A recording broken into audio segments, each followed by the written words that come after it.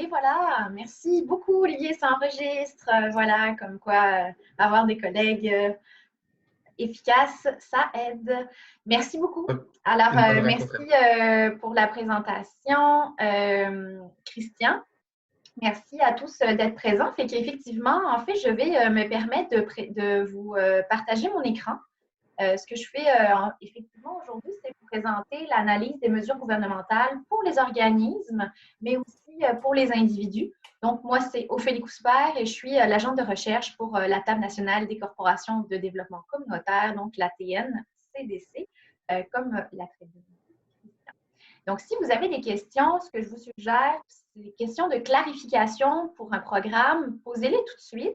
Christian, si je peux me permettre de regarder un peu le chat des fois, s'il y a des questions particulières, n'hésitez pas à écrire vos questions sur le chat.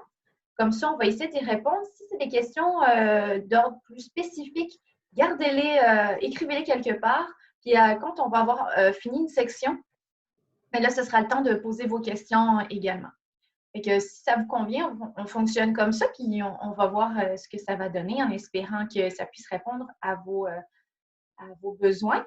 Donc, la première partie, c'est l'analyse des mesures gouvernementales. Puis ensuite, je vous montre rapidement un document sur les annonces gouvernementales qui ont été faites depuis le début de la crise pour qu'on puisse se démêler un petit peu sur ce qui s'en vient sur le territoire. Puis voilà ce que j'ai à faire avec vous aujourd'hui. Donc, je commence à partager mon écran avec vous en espérant que vous le voyez bien. Est-ce que oui, c'est bon? Bon, merveilleux. Donc, je vais juste essayer de déplacer ça. J'adore Internet. Donc, voilà, c'est un document qu'on a créé. En fait, mon collègue que vous avez vu, Olivier, là, travaille à la mise en page et moi, je travaille au contenu. Donc, il y a effectivement une multitude de programmes qui ont été annoncés depuis le début de la crise. On a essayé de les recenser. Ce qui a été recensé, ce n'est pas exhaustif, c'est vraiment ce que nous, on estime être pertinent pour les organismes communautaires et les entreprises d'économie sociale, ainsi que pour les citoyens et vos employés. Alors, on commence. Ça, c'est un document qu'on met, je vous le dis, à jour presque tous les jours parce que tous les jours, les mesures changent ou elles sont bonifiées ou il y a des clarifications qui sont données. Donc, on vous invite vraiment fortement à aller le chercher directement sur le site de la TNCDC, là, dans la section COVID-19, sur les analyses des mesures gouvernementales et les annonces. Là, ces documents-là, si je ne les mets pas à jour 2 fois par jour, là, mais je ne le suis pas, je vous le promets. Alors, on continue. Bon, pour le bref présentation, là, je vous laisserai le lire, évidemment. Pour la table des matières, on l'a classé, évidemment, par mesure. En fait, ce qu'on a fait, c'est qu'on a fait une mesure par page. Donc, si vous voulez seulement avoir des informations sur la subvention salariale d'urgence, par exemple, vous pourriez cliquer sur la table des matières et vous y rendre directement. OK. Donc, pour commencer, ça, c'est le premier bloc que je vous présente. C'est les mesures destinées aux organismes de bienfaisance et aux organismes à but non lucratif. C'est aussi des mesures qui sont valides pour les entreprises d'économie sociale.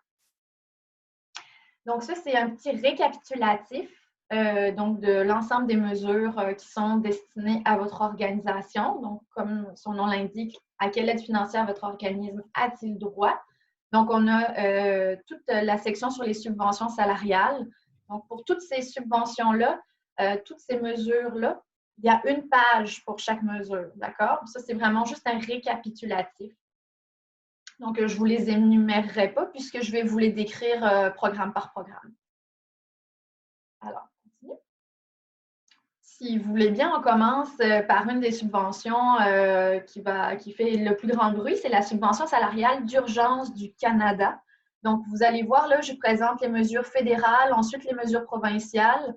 Et dans tous les documents, en fait, vous allez voir, il y a des liens que j'ai mis. D'abord, ma source, évidemment, c'est souvent des sources gouvernementales, mais ensuite, des liens directement vers les formulaires, les pages pour vous inscrire, etc., s'il y a lieu. Donc, n'hésitez pas à utiliser cet outil-là. Ça reste un outil quand même très interactif, là. Vous pouvez aller directement vers les liens. Donc, la subvention salariale, qu'est-ce que c'est? C'est une subvention salariale. Ça correspond à 75 du salaire. Et puis, ça va être un programme qui sera rétroactif au 15 mars pour une période de 12 semaines. Donc, qui sont admissibles, c'est évidemment les entreprises imposables, les organismes communautaires à but non lucratif, les organismes de bienfaisance, comme je vous le disais. Les entreprises vont devoir démontrer pour obtenir cette subvention qu'elles ont une baisse de 15 de leurs revenus pour le mois de mars et au moins 30 au cours des mois suivants, donc avril, mai, juin, en raison évidemment de l'impact économique du coronavirus. Pour les organismes à but non lucratif, pour cette mesure-là, elles vont avoir le choix d'inclure ou non les subventions gouvernementales dans le calcul des pertes de revenus. C'est quand même assez considérable, effectivement. Et il faudra faire attention. Vous allez pouvoir utiliser le mois de janvier et février à titre de période de référence pour démontrer vos pertes. Mais si vous utilisez janvier et février pour démontrer une perte par rapport au mois de mars, il va falloir faire de même pour les mois suivants. Donc, vous ne pouvez pas changer de mesure, de période de référence d'un mois à l'autre. Si vous utilisez janvier et février pour démontrer vos pertes, bien, pour le mois de mai, avril, mai et juin, ce sera la même période de référence. Donc, faites vos calculs. Si la référence du mois de mars, par exemple, est plus intéressante, bien, référez-vous au mois de mars là, pour démontrer vos pertes. Sinon, c'est ça, ces pertes-là, elles vont être calculées en fonction des revenus à pareille date l'année précédente de chaque mois. Donc, ça, c'est un petit détail important à savoir. Pour les employeurs qui ont des nouveaux employés, ça marche aussi pour cette subvention salariale.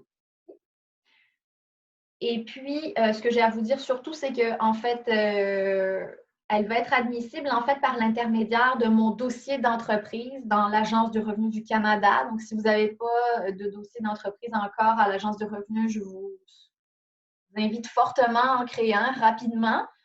Ça va être disponible à partir du 27 avril 2020. Évidemment, les employeurs vont être invités là, à tenir des registres qui démontrent la réduction de leurs revenus. Donc, ben, c'est ça, attelez-vous à prendre des notes là, sur vos pertes de revenus, etc. Parce que, évidemment, il va y avoir des contrôles, c'est certain. Je vous invite aussi à aller cliquer sur le lien là, que je vous présente avec ma petite souris. C'est un calculateur en ligne que le gouvernement donc, a mis à votre disposition pour aller voir combien vous pourriez retirer de cette subvention-là, là, comment calculer les subventions qui pourraient vous être adressées. Et puis là-dedans aussi, il va y avoir vraiment, prenez le temps, là, beaucoup de détails sur qui est admissible. Là, moi, ce que je vous présente, c'est que j'estime que vous êtes admissible, mais il y a quand même des petits caractères, là, vous le savez, là, fait que prenez un peu de temps aussi pour aller faire ça. Mais le site est très bien fait, là, donc ça vaut le coup. Voilà pour la subvention salariale d'urgence du Canada. Est-ce qu'il y a peut-être des questions de clarification pour cette mesure-là?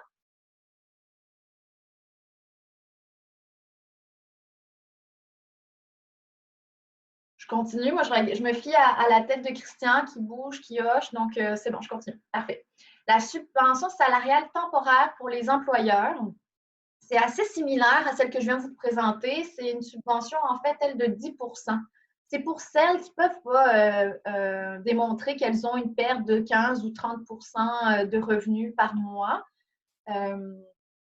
Donc, ça serait une moindre mesure, si on veut, là, si vous n'accédez pas à la mesure du 75 elle se calcule assez simplement, en fait. Là, vous pourriez directement bénéficier de cette mesure-là en réduisant les versements d'impôts sur le revenu retenu sur la rémunération de vos employés.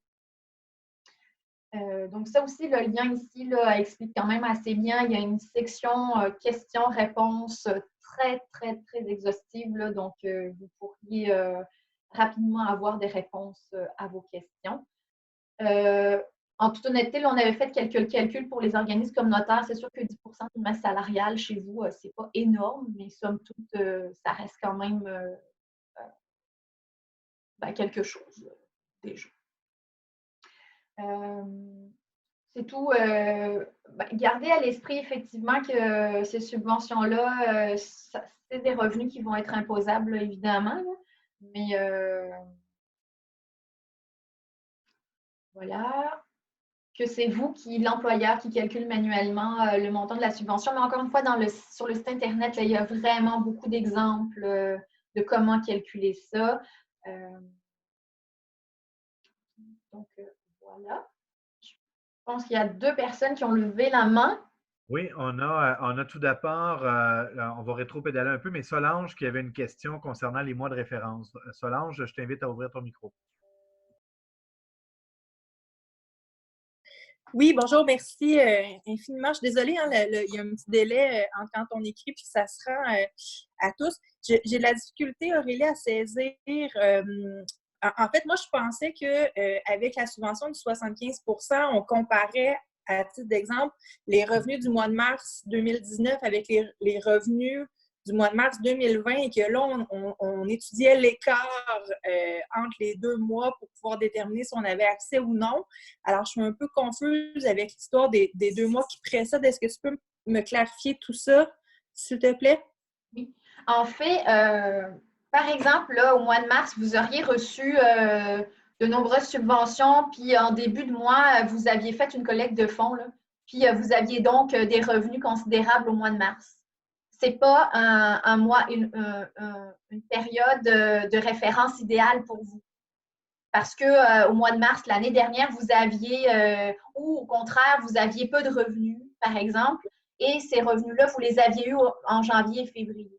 Mais vous pourriez utiliser janvier et février si ça vous avantage, si vous êtes capable, vous êtes mieux capable de faire, de montrer la perte de revenus, en fait. Est-ce que c'est plus clair? Non. Bon.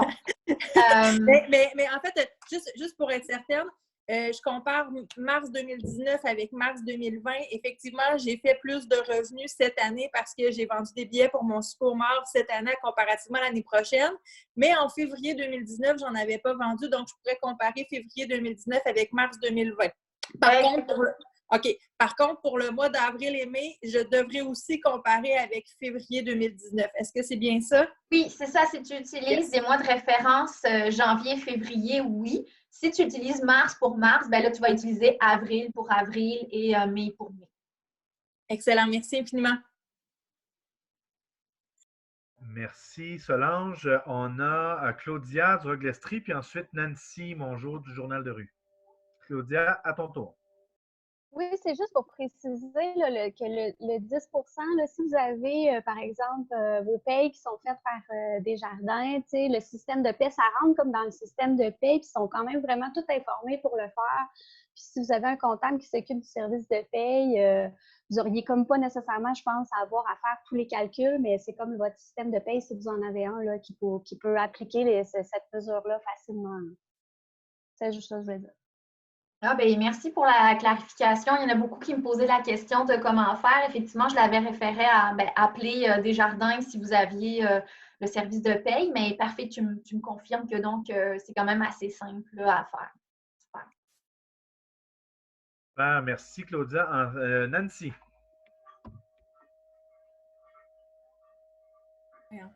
Allô, allô, vous m'entendez? Oui, Nancy, on t'entend. Oui, OK. Moi, c'était une question par rapport à la SSUC.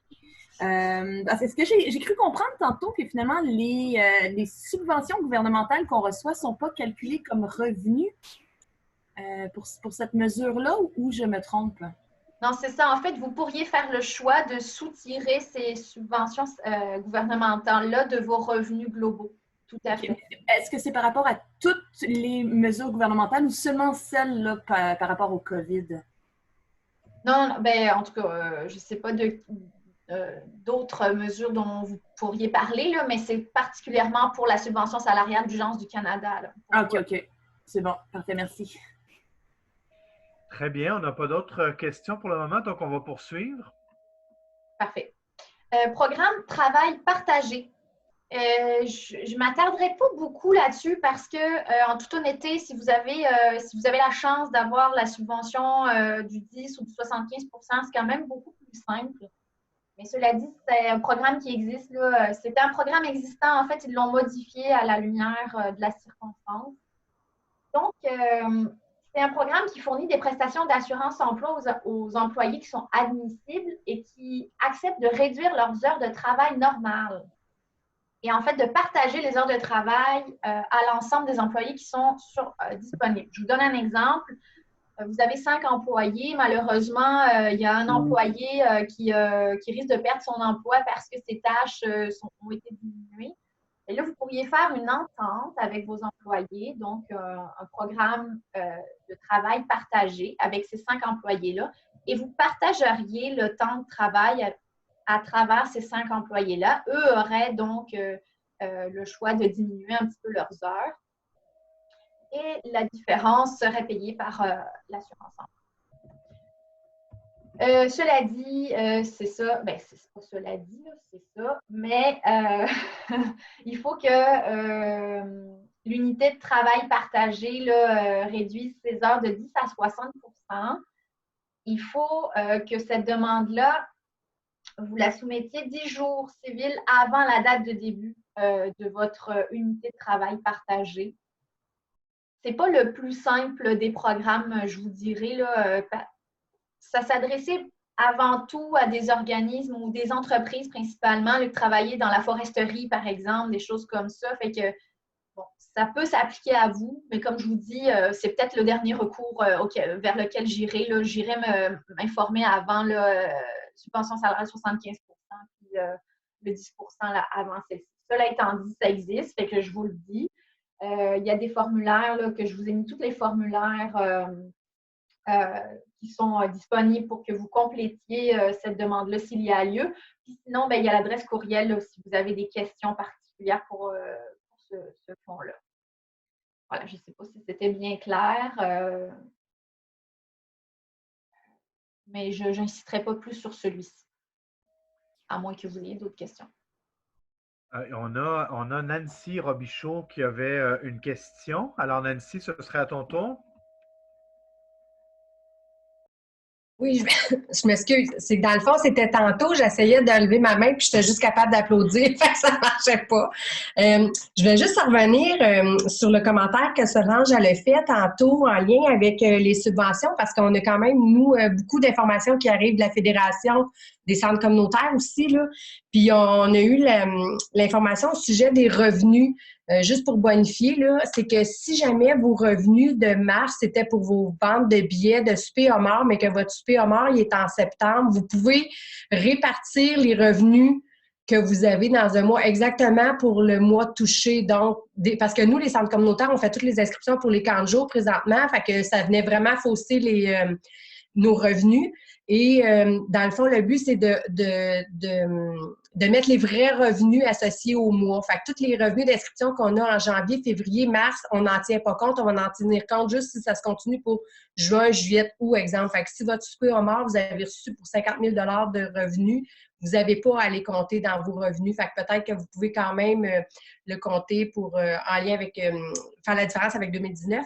Puis c'est la même chose pour si toutes vos inscriptions ou vos données, exemple, nous, tous nos revenus rentrent en janvier pour tout janvier, février, mars, avril, mai, juin, pour toutes nos inscriptions de cours et d'activités.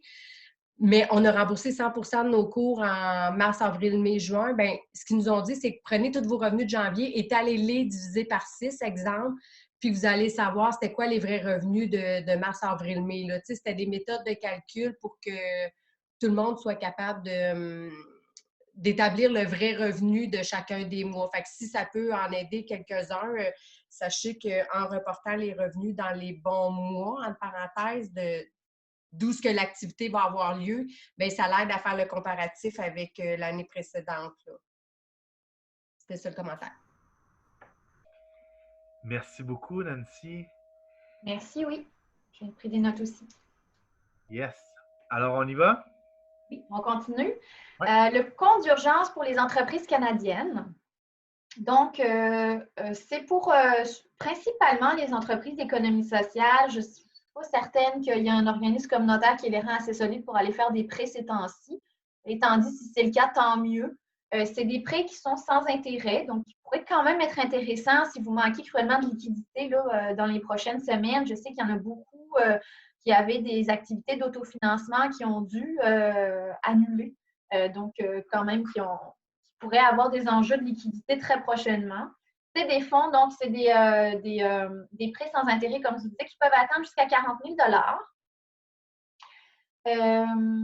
Pour être admissibles, les organisations devront démontrer qu'elles ont versé entre 20 000 et 1,5 million de dollars en salaire au total en 2019, ce que je pense ne doit pas être un enjeu pour vous, j'espère. Bon, il faut que, évidemment, vous ayez un lien là, avec votre institution financière, mais là, j'imagine que vous avez tout un compte chèque, un compte d'exploitation au moins actif auprès de, par exemple, des jardins ou votre institution financière. Là. Donc, on l'a compris.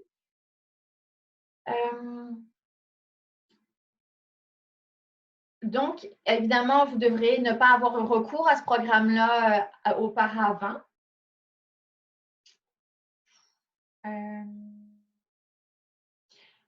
Évidemment, il faut que l'entreprise ou l'organisation puisse reconnaître son intention de continuer à exploiter son entreprise ou reprendre ses activités si vous les aviez cessées.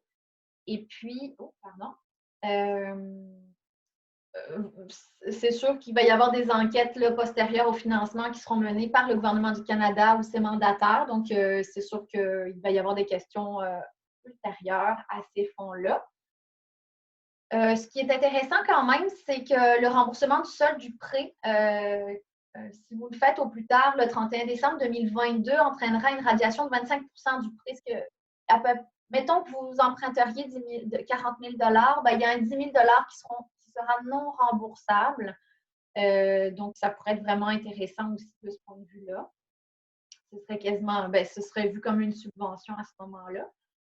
Et pour accéder à ces comptes d'urgence pour entreprise, il faut que vous communiquiez directement avec vos institutions financières. Les prêts, malheureusement, sont accordés au cas par cas. Fait que, vous allez voir, là, il y a des institutions financières qui sont plus frileuses que d'autres, évidemment, là, à prêter, mais il y a d'autres fonds pour ceux qui pourraient ne pas avoir accès ou qui se sont vus refuser un prêt dans ce compte d'urgence-là. Il y a d'autres fonds qui s'en viennent aussi. Donc, voilà pour le compte d'urgence pour les entreprises canadiennes. Donc, directement communiquer avec votre institution financière pour avoir de plus amples détails, de savoir si vous êtes admissible ou pas. Puis, évidemment, c'est pouvant atteindre jusqu'à 40 000 si vous avez besoin de 5 000 très prochainement, mais que vous savez que vous allez avoir des revenus gouvernementaux, par exemple, qui vont être débloqués, bon, pourquoi pas utiliser cette option. Donc ça, Ophélie, moi, si j'opère une friperie, par exemple, ça peut être intéressant pour moi, un truc comme ça? Ben, je crois définitivement que c'est une très bonne option. Oui, tout à fait. Tout à fait. Vraiment, c'est pour des avances de liquidité. C'est des prêts sans intérêt, là, c'est quand même assez rare. Fait que je pense que oui, définitivement, c'est une option. Merci. On continue. L'aide d'urgence du Canada pour le loyer commercial. Vous voyez, je n'ai pas grand-chose à vous dire là-dessus, sauf que ça s'en vient.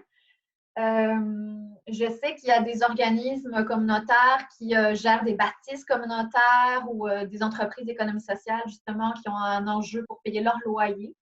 Donc, c'est une aide d'urgence qui va s'en venir techniquement. C'est un programme qui fournira des prêts ou des prêts à remboursement conditionnel aux propriétaires d'immeubles commerciaux. Et c'est lui qui va abaisser ou annuler le loyer, par exemple, d'avril ou des mois subséquents. Donc, dans la mesure où les loyers, en fait, c'est quand même une prérogative provinciale, le gouvernement fédéral doit faire des ententes avec le provincial, fait que c'est pas fait, mais somme toute, ça s'en vient. Je voulais vous le nommer aussi. Dès qu'on a des nouvelles, bien évidemment, on met à jour ces informations. Ça, c'était les mesures fédérales, pardon. Excuse-moi. Les mesures... Oui, pardon. Donc, si moi, je suis propriétaire d'un bâtiment, je pourrais faire une demande comme ça, puis puis suspendre finalement le paiement de loyer de mes locataires. C'est ce que je comprends?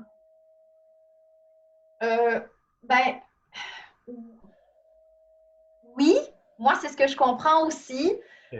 Mais vu que j'ai pas vraiment beaucoup d'informations à part ce qui est écrit là, tu sais, je te dirais pas du jour au lendemain, dis à tes locataires de ne pas payer de loyer pour le moment, là. Tu sais, mais oui, c'est ce qui pourrait s'en venir prochainement. Bien. Parfait. Merci. Il y aurait une question de Nancy Mongeau. On va rétropédaler un petit peu, mais Nancy, c'est à ton tour.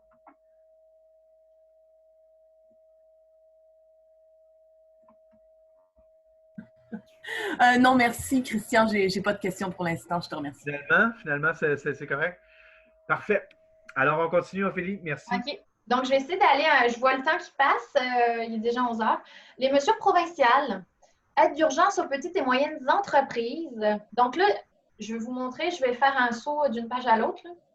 Ça, c'est pour des subventions, des besoins encore de liquidité. Ça, c'est au provincial pour des montants inférieurs à 50 000 $ Et le pacte, donc le programme d'action concertée temporaire pour les entreprises, ça, c'est pour des demandes de subventions de 50 000 $ et plus. C'est deux programmes provinciaux. Donc, le premier, l'aide d'urgence aux petites et moyennes entreprises, ça passe directement par votre MRC ou CLD, feu CLD, si vous en avez encore un sur votre territoire. Donc, c'est directement avec la MRC que vous devez communiquer pour savoir si vous pourriez avoir accès à ces subventions-là. Ça, attention, ça s'adresse aucunement aux organismes communautaires. Ça s'adresse surtout, en fait, ça s'adresse à tous les secteurs d'activité, évidemment, y compris les coopératives, les organismes à but non lucratif et les entreprises d'économie sociale, mais qui réalisent des activités commerciales. Donc, si vous n'avez pas d'activité commerciale, ça ne s'adresse pas à vous. Et définitivement, de toute façon, je vous recommande surtout le compte d'urgence si c'est votre situation. Ça, c'est pour les petites et moyennes entreprises. Directement auprès de la MRC. Là, vous le voyez, là, il y a des exigences, là, évidemment, mais bon, il faut que vous soyez actif au Québec, ça c'est clair, votre situation. Être fermé temporairement, susceptible de fermer ou montrer des signes avant-coureurs de fermeture, être dans un contexte de maintien, de consolidation, de la relance de ses activités, avoir démontré une cause à effet entre ses problèmes financiers, opérationnels et la pandémie. Donc, directement en lien avec la MRC pour celui-ci. Je continue. Si vous avez des questions, n'hésitez pas. Celui-là, programme d'action concertée temporaire pour les entreprises. Donc, le PAC, je vous disais, c'est pour des demandes de 50 000 $ et plus. Je ne pense pas qu'aucune d'entre vous soyez dans cette situation-là. Sur les temps d'ici, c'est le cas. Ça existe. Et là, il faut que, encore une fois, vous communiquiez avec votre institution financière. Là, quand vous communiquez avec Desjardins, la Banque nationale ou whatever, votre institution financière, en fait, elle va vous dire, parce que tous ces programmes-là, définitivement, elle est au courant parce que ça passe par elle là, pour accéder à des prêts. Elle va vous dire, oui, vous êtes plus admissible pour le programme d'action concertée. Non, je vous conseille davantage le compte d'urgence, par exemple, pour votre prêt. Donc, elle est censée être plus outillée que moi, en tout cas, c'est certain, pour répondre à vos questions et vous orienter vers le bon programme. Ça reste, encore une fois, que c'est des prêts. Voilà, des garanties de prêt pour celui-ci. Je continue. Le programme d'action concertée pour le maintien en emploi, c'est un programme pour encourager les entreprises, en fait, à profiter de la crise pour former leurs ressources humaines, si je peux dire. Je ne sais pas si vous en aviez déjà entendu parler. Je ne sais pas si la CDC ou un regroupement de CDC avait l'intention de déposer des formations ou quelles qu'elles soient. Mais somme toute, ça, c'est un programme provincial, donc j'y arrive avec les détails. Évidemment, vous êtes tous admissibles à organismes communautaires, au BNL, entreprises d'économie sociale. Par exemple, les formations qui seraient admissibles dans ce programme-là, c'est des compétences numériques relatives au télétravail, les bonnes pratiques liées aux enjeux sanitaires, la communication organisationnelle. Mais il y a une multitude de possibilités. En fait, je crois que ce que moi j'ai entendu, ce qu'on m'a répété souvent, c'est en gros, prenez votre temps de formation s'il y a lieu, puis écrivez dans le cas de la COVID, Puis techniquement, ça pourrait fonctionner là, sous ces formations-là. Par contre, ce que j'ai entendu dire aussi, c'est que les fonds sont presque épuisés. Donc, si vous voulez faire des demandes, c'est très rapidement qu'il faut le faire parce que dans certaines régions, là, je sais que dans l'Anaudière, par exemple, Emploi Québec parlait que le fonds va être épuisé avant vendredi. Je ne sais pas ce qu'il en est pour l'Estrie, mais c'est sûr que ça pourrait être intéressant. Ce qui est vraiment intéressant, en fait, c'est qu'il y a quand même 100% des dépenses admissibles qui sont donc remboursées honoraires de formateur, l'achat de matériel, pour les activités de la gestion des ressources humaines, en tout cas jusqu'à concurrence de 100 000 $. C'est pas rien. Le salaire des travailleurs en formation sera également remboursé jusqu'à un maximum de 25 $ de l'heure pour 25% à 100% des heures totales rémunérées, qui est quand même considérable. Il y a 2 volets. En fait, le volet entreprise. Si vous, en tant qu'organisme, par exemple, le CAB, le Centre d'action bénévole chez vous, veut former ses employés ou veut faire une formation à large pour les bénévoles sur les mesures sanitaires, bon, je dis n'importe quoi là. Bon, bien ça, c'est dans le volet entreprise. Vous pourriez faire une demande, j'ai mis le lien vers l'adresse courriel à qui adresser cette demande-là. Et là-dedans, vous allez devoir décrire le nom du programme, qui est le volet entreprise du PACM, en fait, et la région, la préciser. Le nom de votre entreprise et les coordonnées. Il y a un volet promoteur collectif. Ça, par exemple, c'est la CDC qui voudrait organiser une formation pour l'ensemble de ses membres. Ce serait là-dedans, dans ce volet-là, qu'elle pourrait déposer une demande. Et puis, là, je vous ai mis tous les formulaires qui sont exigés pour faire cette demande-là. Ce qui est quand même recommandé, c'est de vous concerter entre organismes. Là, si certains d'entre vous avaient des enjeux de télétravail, par exemple, et que finalement, c'est 8 organisations qui voudraient qui voudraient offrir cette formation-là à leurs employés. Mais pourquoi pas vous regrouper, en parler à la CDC ou un acteur collectif autre. Ça ferait en sorte que vous pourriez mutualiser finalement vos services et vos besoins. Et que voilà pour le PACM. Ophélie, on a une première question qui nous vient de Nancy. Là. On comprend bien que dans la section pour les employeurs ou entreprises, là, il y a la possibilité même de se faire financer dans le processus non seulement des salaires, mais aussi des équipements. Donc, par exemple, des casques d'écoute ou qui faciliteraient le télétravail. Fait qu'on comprend que si on passe par ce volet-là, il pourrait y avoir ce type de financement-là aussi. Oui, tout à fait. En fait, oui, tout à fait. C'est pas seulement, oui, l'achat de matériel rentre là-dedans là, pour, par exemple, c'est une formation justement sur l'adaptabilité organisationnelle face à la crise. Bien, vous avez besoin de matériel pour ça. Ça rentrerait ordinateur, écoute, oui, tout ce que tu viens de nommer, Christian. Tout à fait, ça pourrait fonctionner. Oui. Mais c'est juste qu'il faudrait faire la demande avant midi aujourd'hui, mettons. T'sais.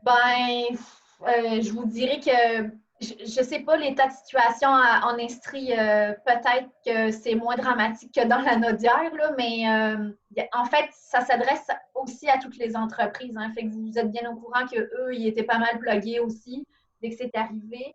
Et il y a une quantité industrielle de demandes qui ont été faites. Et le fonds, évidemment, il y a un fonds. Il y a une fin surtout. Et donc, effectivement, ça risque d'être épuisé. Cela étant dit, rien ne nous empêche, peut-être nous, national, de faire de la pression pour qu'ils augmentent ces fonds-là, mais somme toute, là, à très court terme, si vous avez besoin, faites rapidement vos demandes. Oui, c'est ça. C'est plein partout. Les demandes sont allées vite. On a une autre question. On a une question rapide là, de Sonia qui parle aussi de l'achat de licences, j'imagine, Windows 200. Zoom, oui, tout à fait. Si c'est pour faciliter votre adaptabilité, oui, pour vous adapter à la situation, ça pourrait très bien rentrer là-dedans. Je vous dirais que en fait, pour la demande du volet entreprise, là, il n'y a même pas de formulaire à date, mais en fait, ce qui est recommandé, c'est directement de contacter Service Québec là, sur votre territoire. Et vraiment, en tout cas, à date, parce que j'ai quelques échos d'organismes qui ont déjà fait des demandes, c'est quand même très, très simple.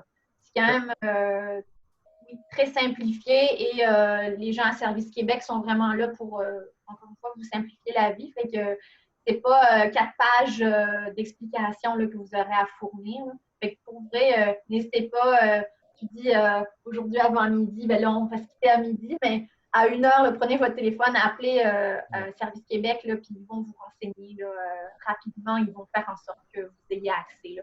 Parce que je sais que pour d'autres programmes de subventions pour les formations, souvent, ils séparaient. Hein, il y avait une partie des enveloppes qui étaient réservées aux organismes communautaires ou entreprises économiques sociales et les autres, les entreprises. Mais je ne pense pas que ce soit le cas pour ce programme-là. Fait que dépêchez-vous. Okay, pour ceux qui sont intéressés. On a aussi une question qui nous vient de Brigitte. Côté Brigitte, je te laisse le micro.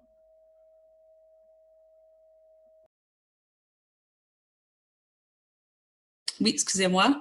Ben, tu as un peu répondu, puis je ne sais pas si tu es allé voir le formulaire, mais je me disais justement si les organismes doivent faire les demandes bientôt parce qu'on ne sait pas si les fonds vont être présents.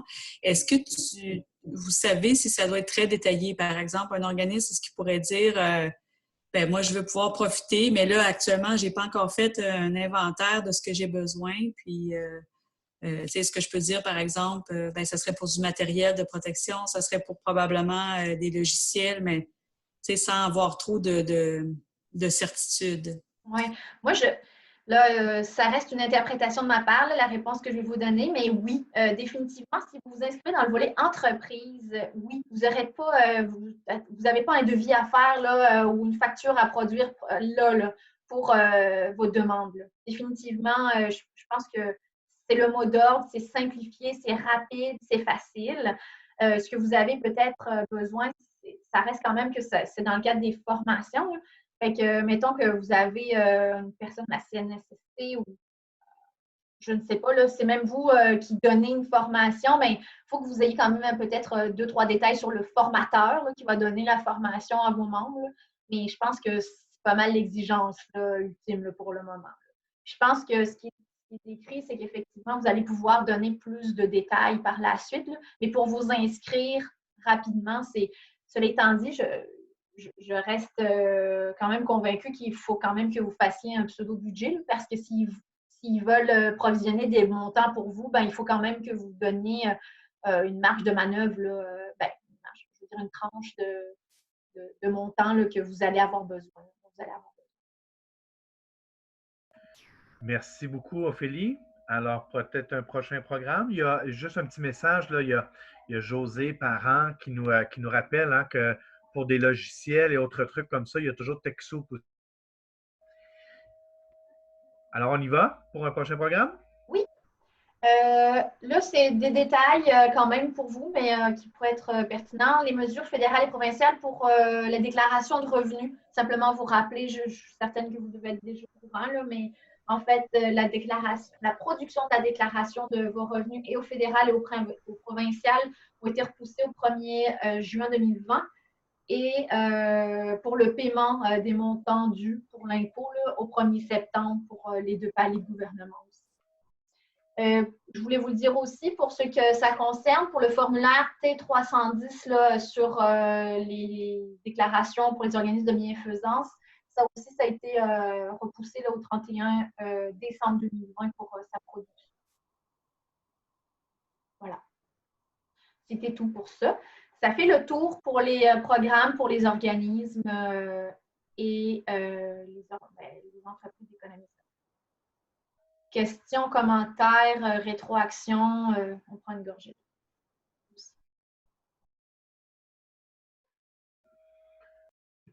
Si ce n'est pas le cas, je vais continuer parce que je vois vraiment le temps filer. Les mesures destinées aux individus, alors c'est autant pour vous qu'on l'a fait, hein, pour les employés, mais aussi pour les citoyens que vous soutenez. Il y en a beaucoup là, qui sont complètement perdus, on le comprend face à toutes ces mesures-là.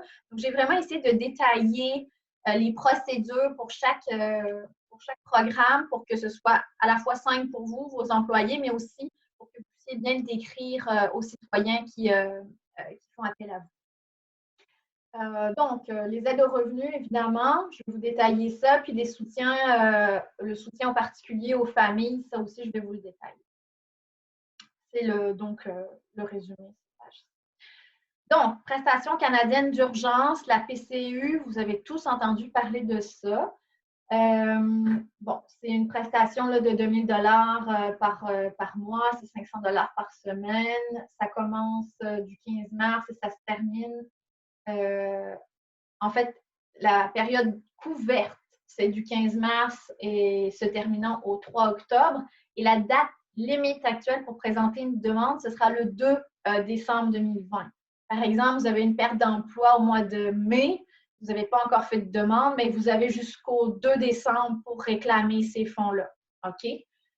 Le montant, évidemment, sera imposable. C'est important de le savoir.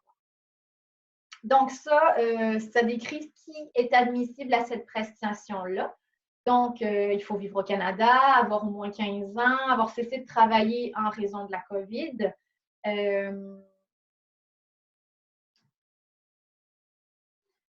Oui, bon.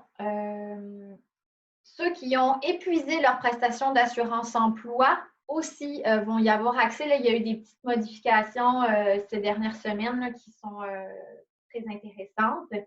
Donc, les personnes qui gagnent jusqu'à 1 000 $ par mois aussi vont pouvoir recevoir la PCU, ce qui est intéressant et ce qui, je crois, correspond à beaucoup de situations dans le communautaire. Ces règles ont été, c'est ça, là, modifiées au 15 avril. Les travailleurs saisonniers aussi qui ont épuisé leurs droits.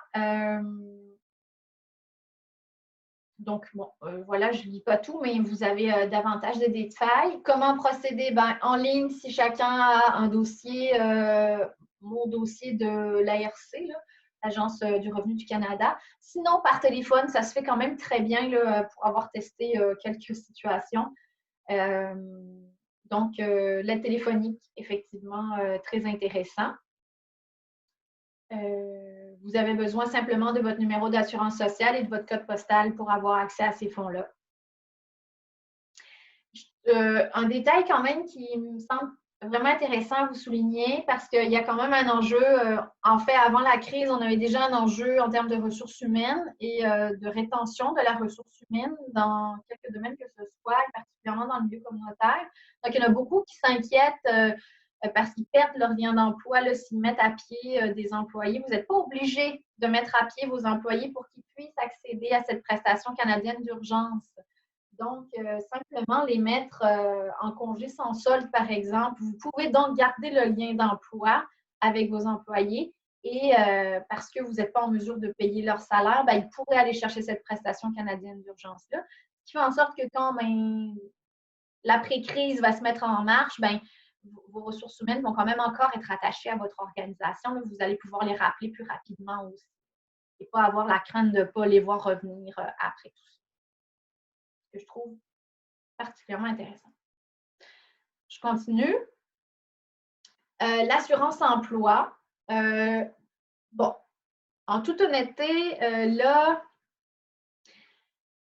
l'assurance emploi est intéressante pour les gens qui gagnent là, quand même des salaires très intéressants et qui voient une perte face à la PCU. Là. Il y en a pour qui 500 $ par semaine, c'est une perte par rapport à ce qu'ils gagnaient en travaillant. Je ne pense pas que ce soit le cas de beaucoup d'organismes ou beaucoup de travailleurs du communautaire. Là. Donc, effectivement, a priori, moi, je leur dirais à demander la PCU et vous ne cassez pas la tête sur l'assurance emploi. Cela étant dit, si toutefois il y aurait avantage à demander l'assurance emploi, bien là, j'ai détaillé comment y avoir accès. Puis pour l'employeur, j'ai détaillé ici là, comment quel formulaire ils vont avoir à donner à leur employeur, en fait, là, pour qu'il aille demander la PCU, l'assurance emploi. Un conseil d'abord, c'est de présenter la demande avant même d'avoir un relevé d'emploi. Et sinon, donc, par exemple, pour un employé qui est malade ou en quarantaine, l'employeur doit utiliser, par exemple, le code D. Là, je ne vous lirai pas tout ça, ce document-là, mais vous allez l'avoir. Hein, fait que c'est juste des détails pour vous. La seule chose que je pourrais vous dire, c'est évitez absolument de mettre des commentaires dans votre relevé d'emploi parce que sinon, il va être soumis à une analyse qui va mettre un temps fou, là, en tout cas, qui va encore allonger le délai de traitement. Fait que si vous pouvez juste mettre les codes là, A, D ou N là, et ne pas mettre de commentaires, ce serait beaucoup plus facilitant, en tout cas pour les enfants. Là, encore une fois, il y a un numéro pour le soutien téléphonique là, si vous avez des questions ou pas. Cela dit, pour l'avoir encore testé, là, c'est quand même quelque chose d'avoir quelqu'un au téléphone ces temps-ci pour l'assurance. Alors, votre appel est important pour nous. Il y a la grande table qui avait peut-être une question. Je lui passe la parole. Ginette? Oui. Alors, on voulait savoir pour la PCU, est-ce que quelqu'un qui est prestataire de la solidarité sociale, finalement, il y a droit? Non, c'est vraiment pour... Pardon? Une personne, parce que, bon, ça dit quelqu'un qui gagne moins de 1 000 $, mais sur la solidarité sociale, ils n'ont pas 1 000 $ par mois. Donc, est-ce qu'ils y ont droit ou pas? Non, c'est des revenus d'emploi qui sont importants. Et là, je ne voulais peut-être pas préciser, là, je suis revenue, mais un des critères, là, je le souligne, là, je suis revenue, c'est que les employés admissibles doivent démontrer qu'ils ont un revenu d'emploi ou un revenu de travail d'au moins 5 000 $ pour l'année 2018-2019. Fait que non, définitivement, les gens sur l'aide sociale ou sur la solidarité sociale n'ont aucunement droit à la PCU. Non. C'est pour ceux qui sont vraiment en perte d'emploi, donc il faut techniquement que tu aies eu un emploi. Puis je veux juste m'assurer que j'ai bien compris. Donc, une personne, dans le fond, là, qui aurait une fin de travail, fait la demande au PCU. Je ne suis pas certaine d'avoir bien saisi PCU ou bien fait une demande à l'assurance chômage comme tel. Bon, là, moi, j'ai malheureusement pas bien saisi votre début de question. C'est quoi sa situation à cette personne-là? Elle est en fin d'emploi. Son contrat est terminé, mettons? Oui, exactement. Oui. Bien, encore une fois, sur l'assurance emploi, hein, vous savez, c'est 55 bon, pour les prestations maladie, même pour les prestations régulières, c'est 55 du salaire jusqu'à 573 $ par semaine. Ça dépend de son revenu, mais moi, définitivement, a priori, là, surtout avec les délais puis la situation, moi, je ferais une demande de PCU. Mais encore une fois, là, c'est une interprétation très personnelle. Là. Je ne veux pas induire en erreur personne, là, mais si j'étais dans une situation où moi, je finirais un emploi, là, mon contrat se termine, j'ai plus d'emploi, puis là, j'ai plus d'opportunité de trouver un emploi dans les prochaines semaines, là, je demanderais la PCU. Si, évidemment, j'ai un revenu, un salaire minimum, par exemple, si je gagne 75 000 par année, c'est sûr que je vais demander l'assurance emploi, là, ça, c'est différent. Ce pas les mêmes situations. Oui, mais précisément parce qu'ils sont au salaire minimum, on ne veut pas les induire en erreur parce que nous, justement, il y a quelqu'un qui va terminer son contrat, mais on veut s'assurer qu'il n'y ait pas de remboursement à faire par la suite là, parce que faut être capable de donner la bonne information. Fait que dans le fond, ce que j'entends, c'est que vous n'êtes pas certaine, assurément, que c'est la bonne procédure de faire une demande au PCU. Bien, non, c'est pas ce que je dis en fait. Clairement, il pourrait faire une demande d'emploi. Son contrat est terminé, mais partout, M. Gérald Fillon en premier lieu, là, qui est mon maître ici, non, je le présente un peu.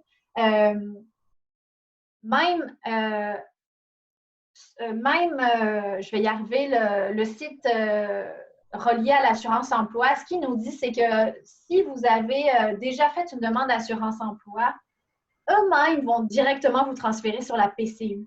Si par exemple, vos droits se terminent, tout ça. Fait que pour le moment, pour éviter qu'il y ait trop de demandes à l'assurance emploi, ils recommandent de faire une demande à la PCU. Mais évidemment, effectivement, il faut garder à l'esprit que c'est des salaires, c'est des revenus qui vont être imposables.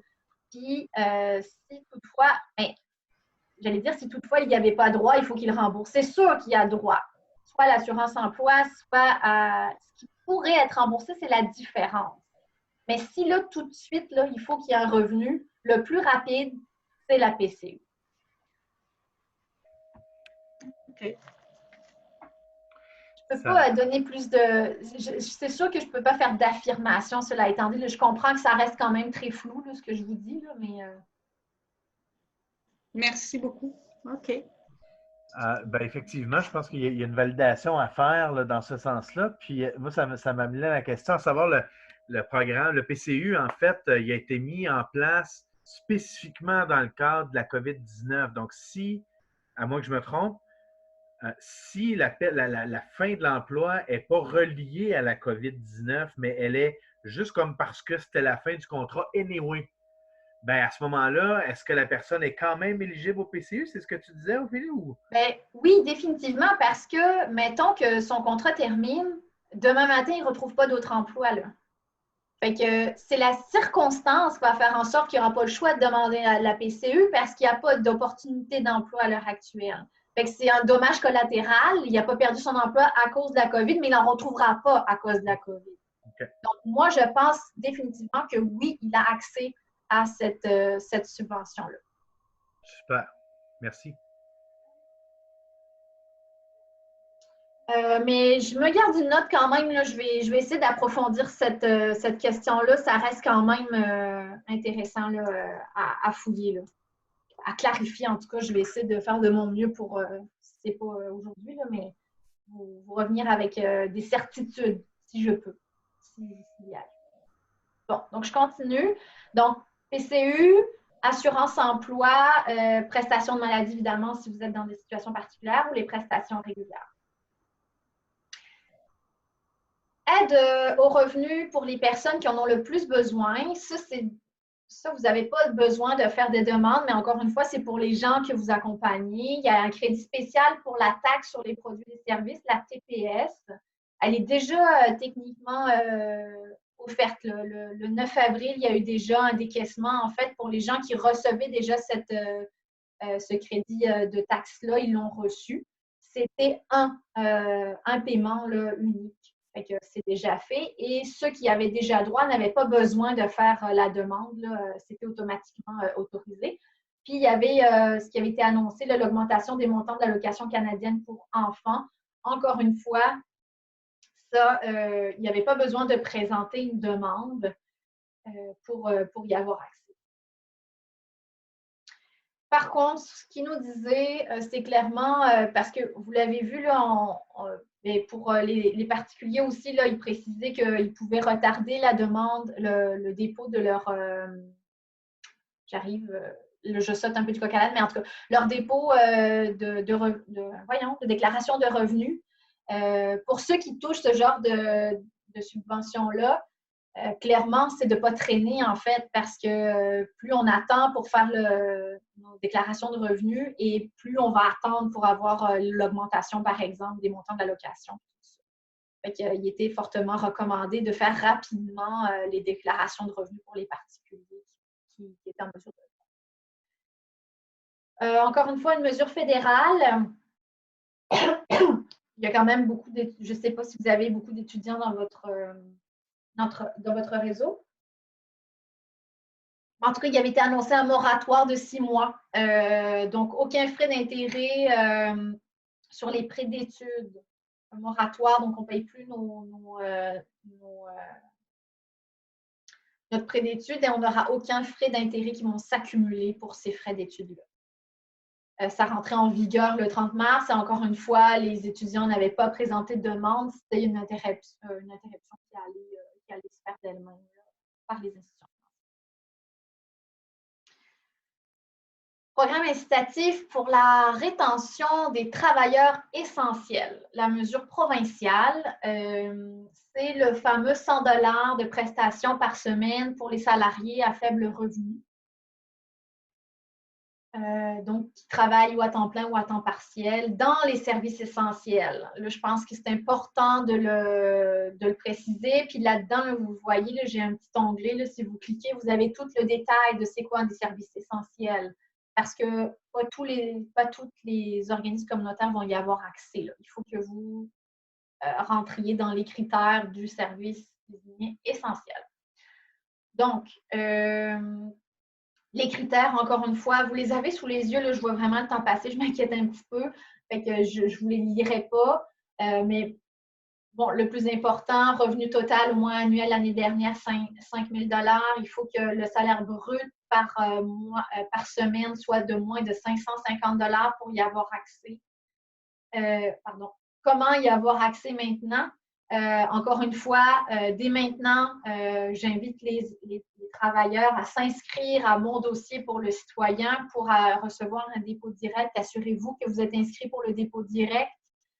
Et puis, c'est le 19 mai, en fait, que va être disponible cette subvention-là. Et à ce moment-là, bien, sur cet onglet-là, que je vous présente là, que je vous pointe avec ma souris, c'est par là que vous allez pouvoir demander cette subvention. Ça reste un revenu imposable. Oui, oui, tout à fait. Je ne sais pas si je l'écris. Oui, je l'écris quelque part, mais oui, oui, oui. Tous les revenus, en fait, sont tous imposables.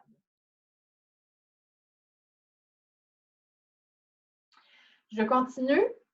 Bon, encore une fois, la souplesse là, pour les mesures, pour les déclarations de revenus, comme je vous disais, c'est au même titre que pour les entreprises. Là, donc, pour la production, c'est reporté au 1er juin et fédéral et provincial. Et pour le paiement des montants imposables, le 31 mai, le 1er septembre. On se rappelle 1er septembre pour les deux, provincial, fédéral,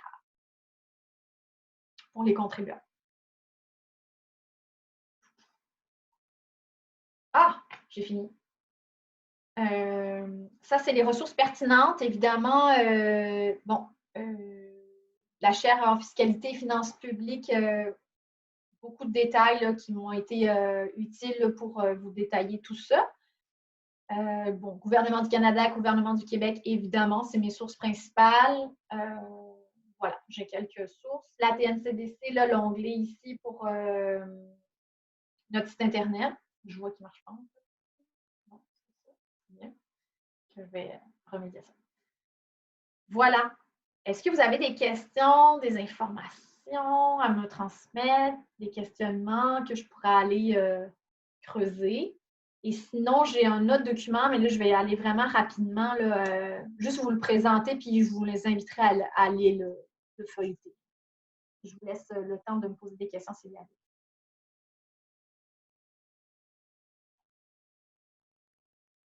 On a Jade Poirier qui a levé la main. Jade, à toi le micro. Oui, en fait, c'était une question plus de notre comptable parce qu'on est en train de regarder vraiment pour la subvention d'urgence de 75 % de l'Agence de revenus, puis la subvention sur les DAS. Puis elle se demandait si on pouvait avoir les deux en même temps, dans le fond, parce que là, son plan, si ce n'était pas le cas, c'était de faire la demande auprès de l'ARC pour avril et mai, parce que mars, on ne se qualifierait pas là, pour la perte de revenus, mais de faire les DAS, dans le fond, juste pour le mois de mars, pour que les deux ne se chevauchent pas. Puis je sais que c'est un détail qui n'est pas mentionné nulle part. Donc, je pense que ça se fait d'avoir les deux en même temps, mais je ne sais pas si vous aviez cette réponse-là, dans le fond. Donc, ça se fait, sauf que si tu touches le 10 %, ben, tu vas l'enlever de ton 75 %. OK. Tu ne peux pas aller jusqu'à 85 % donc. C'est 75 %, donc tu vas avoir 10 % vers les DAS, puis 65 % par exemple pour la subvention salariale d'urgence. Parfait. Ça ne se mêle pas, mais tu peux avoir les deux. OK, excellent. Merci.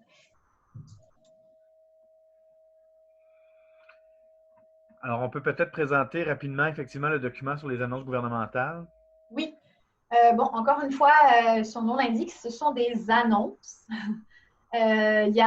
Pour la plupart de ces annonces-là, il n'y a aucun projet de loi encore qui a été déposé, ce qui fait qu'on ne sait pas réellement comment ça va descendre. Mais depuis le début de la crise, donc, on a essayé de répertorier l'ensemble des annonces qui ont été faites. Alors, ça se peut qu'il y en ait qui ont déjà vu la couleur de cet argent-là. Par contre, je pense qu'on va mettre longtemps à avoir l'ensemble de la couleur de cet argent. Donc, rapidement, ce que j'ai fait, je vous ai, encore une fois, les liens vers les communiqués de presse là, qui ont été annoncés, puis je vous détaille l'annonce. L'aide d'urgence pour les banques alimentaires du Québec, là, il y avait 2 millions là, qui avaient été annoncés au niveau provincial. Au niveau provincial encore, le soutien aux victimes de violences, là, il y avait un 2,5 millions de dollars pour les organismes d'aide en hébergement pour les femmes victimes de violences qui avait été Puis là, à côté, là, je vous le dis, je vous explique, c'est vers qui que vont descendre ces subventions-là. Par exemple, ici, c'est le CICESIUS là, qui va gérer ces fonds-là. Fait que pour voir à qui s'adresser, par exemple, si vous avez des questions. Hop, pardon, j'ai sauté ici. Donc, soutien pour les Canadiens vulnérables. Ça, c'était au niveau fédéral. C'était le 157 millions de dollars qui avait été annoncé. Là, il y avait un 40 millions qui étaient versés directement pour les femmes victimes de violences.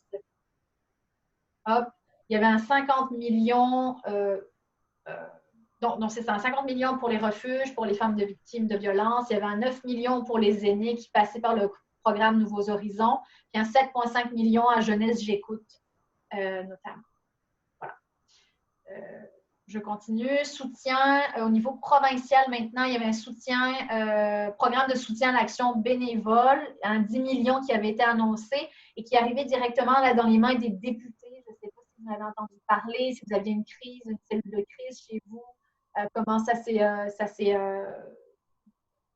déployé là, dans votre territoire, mais c'était directement le député là, via le programme de soutien à l'action bénévole qui était bonifié donc, par territoire. Il y a au fédéral, il y a un 100 millions de dollars pour l'accès aux aliments, le soutien aux banques alimentaires qui avait été annoncé. Les bénéficiaires, c'était Banque alimentaire Canada, l'Armée du Salut, les centres communautaires d'alimentation, les clubs du petit déjeuner, des choses comme ça. Au niveau provincial, les programmes incitatifs pour la rétention des travailleurs, c'est celui-là dont je vous parlais là, dans les mesures, qui est devenu une mesure en fait. Là. Employé Canada, il y avait des modifications qui avaient été annoncées. Je ne sais pas si, en fait, je crois savoir qu'il y a beaucoup d'organismes communautaires qui ont fait des demandes d'Employé Canada. Donc là, ils pourraient recevoir 100% en fait du salaire minimum en vigueur pour les employés. Il y a une prolongation des dates de fin d'emploi pour Employé Canada. Donc, quand même quelques mesures intéressantes qui pourraient vous concerner. L'aide d'urgence, il y avait un 500 000 $ à tel jeune qui avait été annoncé. Au provincial encore, il y a une aide d'urgence pour les groupes communautaires en santé et services sociaux, le 20 millions de dollars qui a été annoncé le 15. Encore une fois, c'est CIUS et CIS de ce monde qui recevaient les budgets. Il y a quelques détails qui sont là, mais je pense que ça, avec votre en tout cas, votre regroupement des organismes communautaires, vous devez être pas mal plus allumé que moi sur celui-là. Là. Vous devez en savoir plus. Il y a un portail pour le mieux-être mental, soutien psychologique. Je trouve intéressant de le nommer parce que vous êtes au courant, vous êtes au cœur de tout ça, mais les employés, les individus aussi, clairement, il va y avoir, il va y avoir clairement des problèmes de santé mentale qui vont découler de tout ça. Donc, il y a des espaces qui s'appellent donc l'espace Mieux-être Canada. C'est des ressources gratuites. Là, on peut texter, on peut parler à des professionnels. Je n'ai pas testé moi-même. J'aurais dû le faire, en fait, j'ai pas le temps. Mais c'est une application, en fait. Là. Donc, allez voir si ça peut être utile pour vos membres et même pour vos employés. Fonds d'aide et de relance régionale, c'est un 962 millions. Ça, c'est pour les entreprises, petites entreprises, entreprises d'économie sociale. Ça va arriver dans les mains des SADC ou des CAE là, chez vous. Je ne sais pas quelle forme prend DEC, Développement économique Canada, sur votre territoire, mais ça s'en vient pour les entreprises. Par exemple, celles qui ne peuvent pas avoir de compte un prêt pour les comptes d'urgence ou qui ne sont pas admissibles pour le 75 %, bien, ça pourrait être une possibilité là, de subvention. Hop. Pour ceux qui, aide d'urgence fédérale pour les arts et le sport amateur, pour les organismes communautaires en culture, ça peut être quelque chose d'intéressant. Il y a un 500 millions qui s'en vient, j'ai aucun autre détail. C'est Patrimoine Canada. En fait, ce qui a été annoncé, c'est que ça va passer par les programmes existants de Patrimoine Canada. Donc, ça peut être admissibles pourraient voir à ce niveau-là. Et prestations de fonds d'urgence pour l'appui communautaire, il y a un 350 millions de dollars qui a été annoncé le 21. Ça, c'est quand même assez colossal. Et encore une fois, ça va certainement passer par Centraide Canada, la Croix-Rouge canadienne, les fondations communautaires du Canada. Ils disent que l'argent va aller directement à des petits organismes indépendants. Et au fédéral, je ne sais pas ce qu'ils appellent des organismes communautaires, des petits organismes indépendants. Fait que quand on va avoir des détails, on vous en donnera, mais pour le moment, c'est la seule chose qu'on sait. 350 millions de dollars qui s'en vient pour les organismes de bienfaisance et les OBNL. Là-dedans, vous avez le détail de ce qui pourrait être subventionné à travers ces fonds-là. Finalement, la prestation, non, c'est pas finalement, il en reste. Oui, finalement, la prestation d'urgence pour les étudiants. Je ne sais pas si vous avez beaucoup d'étudiants, en tout cas, il y en a beaucoup qui étaient en situation de précarité là, ces derniers temps et qui le sont en fait tout au long de leurs études, si je peux me permettre. Mais enfin, 1 250 $ qui vont être donnés à tous les étudiants de mai à août. Donc, tous les étudiants, là, c'est pour ceux qui étaient à l'étude, qui ont fini, mais après décembre 2019. Donc, vous allez avoir tous les détails. Il y a les montants des bourses qui vont être doublés. Il va y avoir une bourse pour le bénévolat et pour la recherche. Pour le bénévolat, ça peut être vraiment intéressant. Il y a des étudiants, par exemple, qui viennent vous prêter main forte cet été. Ils pourraient recevoir entre 1 000 et 5 000 $ de bourse selon les heures qu'ils ont effectuées là, pour lutter contre la COVID. Donc, si vous voulez approcher certains étudiants là, pour qu'ils vous donnent main forte, qui vous prêtent main forte, ils pourraient recevoir des fonds. Ça peut être vraiment intéressant. Et puis, la création de 76 000 emplois supplémentaires pour les jeunes. Et ça, c'est sans compter Employés Canada. Donc, voilà pour l'ensemble des mesures qui ont été annoncées. Comme je vous dis, c'est des belles annonces. Pour le moment, on ne voit pas vraiment comment ça descend. Mais quand même, j'ai quelques détails là, pour des mesures en particulier. Fait allez jeter un œil là, si ça vous concerne. Merci, Ophélie. On aurait Claudia du Roc de l'Estrie. Oui, juste pour préciser, pour le 350 millions qui a été annoncé hier, hein, c'est ça, avant-hier, le temps passe vite. On sait que, oui, il va y avoir une partie qui va passer comme le premier fonds qui avait octroyé du fédéral là, par Centraide, puis bon, c'est Croix-Rouge et tout ça, mais ça ne sera pas l'ensemble du montant. Je pense qu'au Québec, on a quand même un réseau qui est organisé différemment des autres provinces au Canada.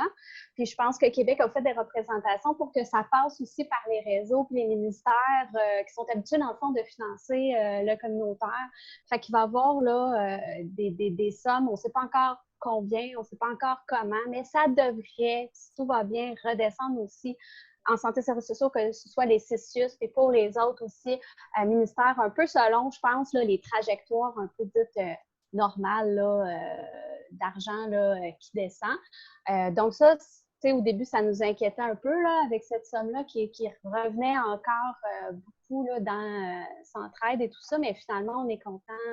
Mais les informations vont venir dans les prochains jours, semaines, le plus vite possible, on le souhaite. Merci. Il n'y a pas d'autres questions dans le collimateur. J'inviterai peut-être les gens qui ont des derniers éléments à se manifester. Il y a Pascal. Pascal, est-ce que tu veux poser ta question directement au micro? Je te laisserai peut-être y aller. Pascal Hamel. Oui, ça ne sera pas long. Je vais essayer. Là, je ne me vois plus. Est-ce que vous m'entendez? Yes. OK.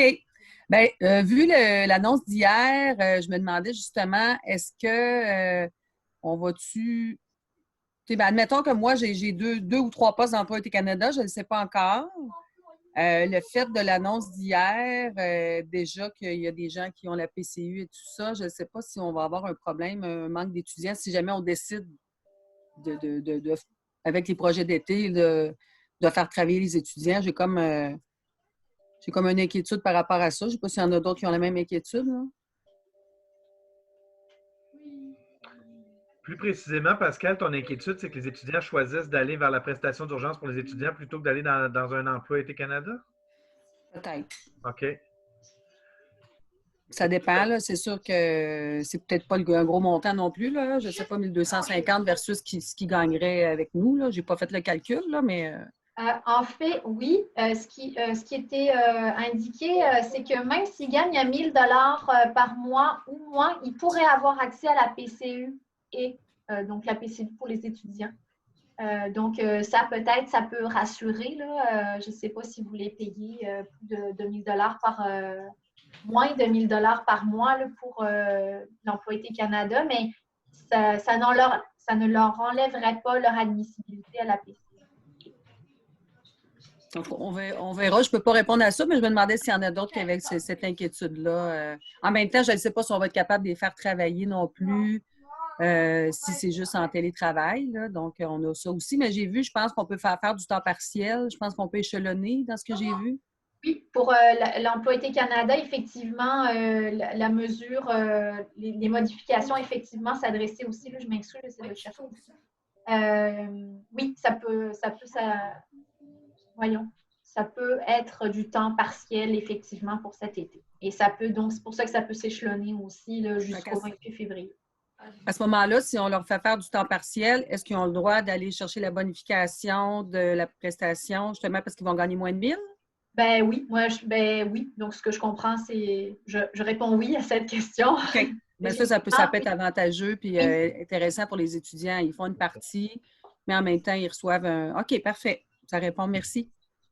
Merci, Pascal. On a Nancy Robichaud qui veut réagir. Puis ensuite de ça, on aurait Sonia de l'appui Estrie. Alors, Nancy, à ton tour.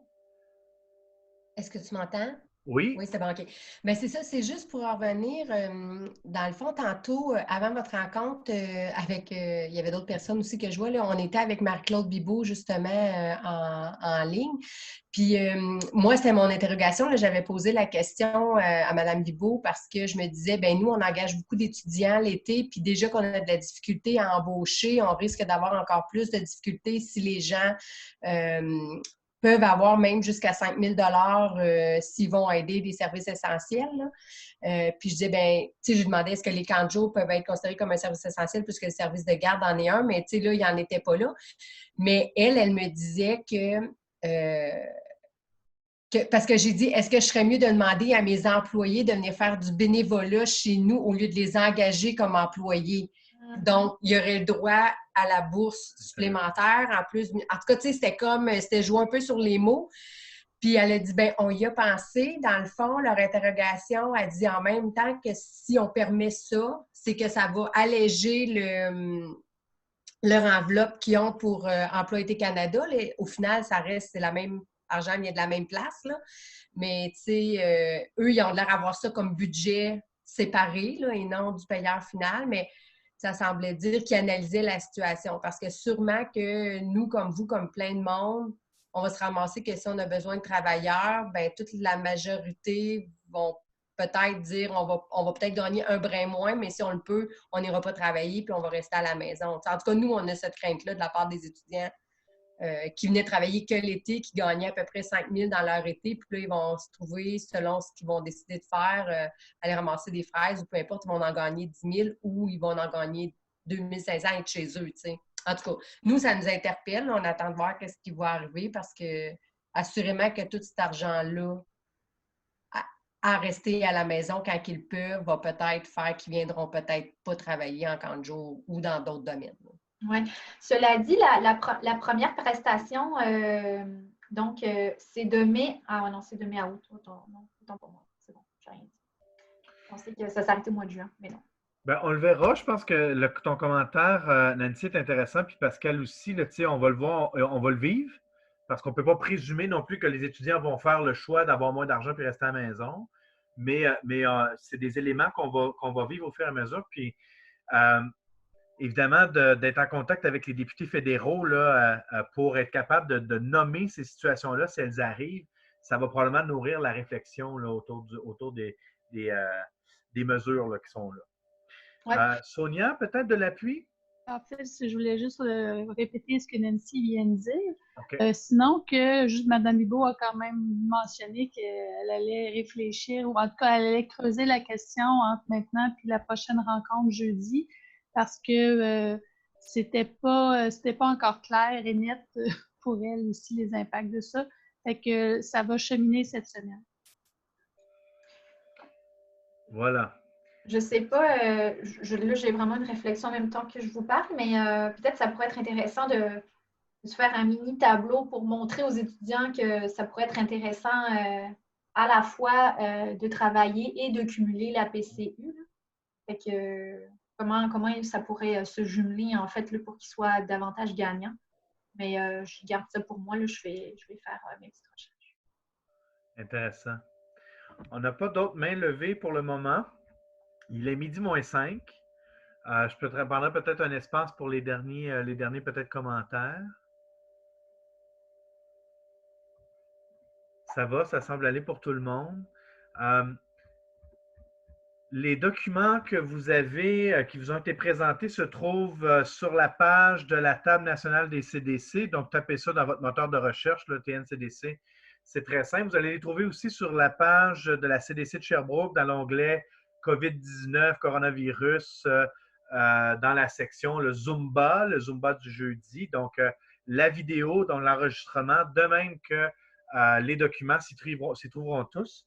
Pour les gens de Sherbrooke, si jamais vous sentez que vous avez besoin d'un coup de pouce pour faire ces demandes-là auprès du gouvernement ou pour continuer votre réflexion sur les mesures exactes auxquelles vous avez droit, etc., écrivez-nous. Écrivez-nous à entraide@cdcsherbrooke.ca. Donc, entraide@cdcsherbrooke.ca.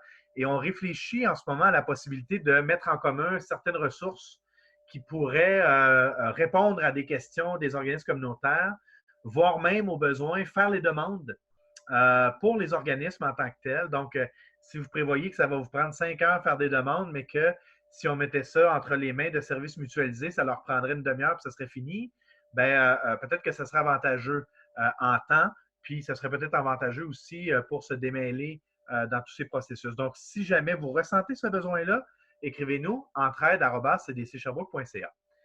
Là-dessus, j'aimerais vous remercier chaleureusement pour votre présence. Merci à Ophélie Cousper de la Table nationale des CDC, d'abord pour la présentation, pour la présence ce matin, mais aussi d'avoir été assidue et rigoureuse à recenser tous ces programmes jusqu'à hier et à faire un document dans lequel l'essentiel des informations se trouve. C'est vraiment de l'excellent travail.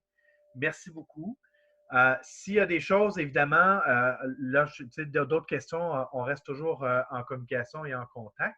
Vous avez donc la CDC de Sherbrooke, vous avez aussi le ROC de l'Estrie qui peut répondre à des questions et bien entendu la Table nationale des CDC. Alors, si vous voulez, là-dessus, on se quitte. On se dit à jeudi prochain pour celles et ceux qui le voudront pour le prochain Zumba. Le thème n'est pas déterminé, vous en aurez l'annonce lundi prochain. Et puis, ben, on se souhaite une bonne journée. Merci à tous. Merci tout le monde. Merci de l'invitation. Ophélie, est-ce que tu restes en ligne 2 minutes? Oui, tout à fait.